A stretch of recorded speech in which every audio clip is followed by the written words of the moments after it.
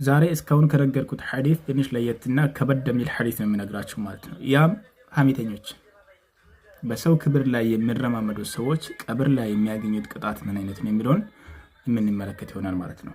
ሐዲስን ከመጀመራችን በፊት ይህንን ቪዲዮን ኮፒ ሊንክ እና ሼር ሪፖስት ማድረግ እንድትተባበሩ በትህትና ጠይቃለሁ። ፎሎ ያደረጋችሁ ደግሞ ፎሎ አድርጋችሁ ተከታታይ እንድትሆኑ በትህትና ጠይቃለሁ። ወደ ሐዲሱ ሱነን አቡ ዳውድ መጽሐፍ 43 ሐዲስ 106 ላይ ነው ያለው። እዚህ ጋር እንደምትመለከቱት ነብዩ ሰለላሁ ዐለይሂ ወሰለም ወደ ሚዕራጅ ወይም ኢስራ ወልሚራጅ ወደ ሰባተኛው ሰማይ በሄዱ ሰዓት ላይ ያዩትን ክስተት ነው የሚነግራችሁ ማለት ነው። በነገራችን ላይ ይህ ሐዲስ ምንድነው ማለት ነው? ለነብዩ ሰለላሁ ዐለይሂ ወሰለም የተሰጠውን ሙዕጂዛ ተአምርንም ጭምር የሚናገር ነው ማለት ነው ባጭሩ።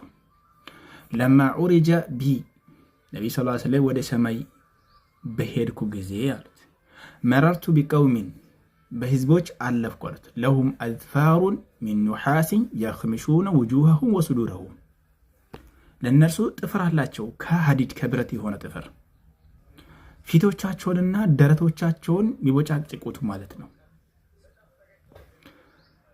ፈቁልቱ መን ሃኡላኢ ያ ጅብሪሉ አንተ ጅብሪል ሆይ እነዛ እነማን ናቸው ብዬ ጠየቅኳቸው አሉት። ቃለ ሃኡላኢ አለዚነ የእኩሉነ ሉሑመ ናስ ሃኡላኢ አለዚነ የእኩሉነ ሉሑመ ናስ እነዚህ የሰውን ስጋ የሚበሉት ሐሜተኞች ናቸው አለኝ አሉ ነብዩ ሰለላሁ ዐለይሂ ወሰለም ጅብሪል።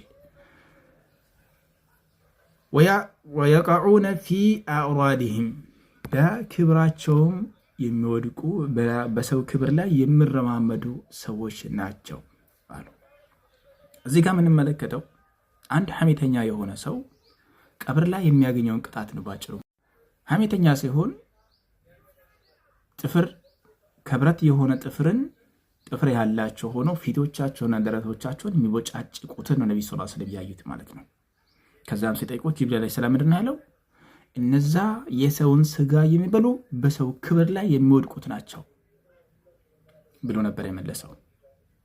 ስለዛ የሰውን ክብር መንካት፣ ሰውን ማማት ከባድ የሆነ ወንጀል ነው ማለት ነው። ቅጣቱ የሚጀምረው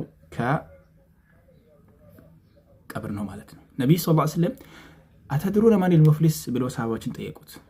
ማን ደሃ ማን እንደሆነ ታውቃላችሁ እኔ ብሎ ሲጠይቁት ሰሃቦች ያ ረሱላህ ደሃ ብሎ ማለትማ ገንዘብ የሌላቸው መጣቀም የሌላቸው ናቸው ደሃዎች ብሎ መለሱት።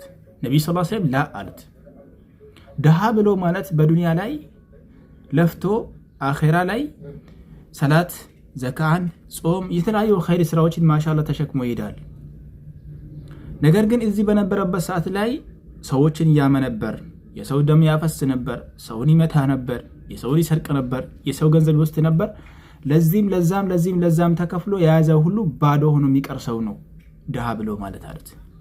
ሐሜት በሰው ክብር ላይ መረማመድ፣ የሰውን ነገር መውሰድ ነገ አንተን የፈለግከውን አክል መልካም ስራ ቢሰራ ባዶ የሚያደርግህ ነው ማለት ነው። ይሄ ነገር በአንተና በዛ ሰውዬ መካከል ላይ የሚቀር እንጂ አላህ ሱብሓነሁ ወተዓላ ጣልቃ የሚገባበት አይደለም ባጭሩ ማለት ነው። ስለዛ ሐሜትን ተጠንቀቅ።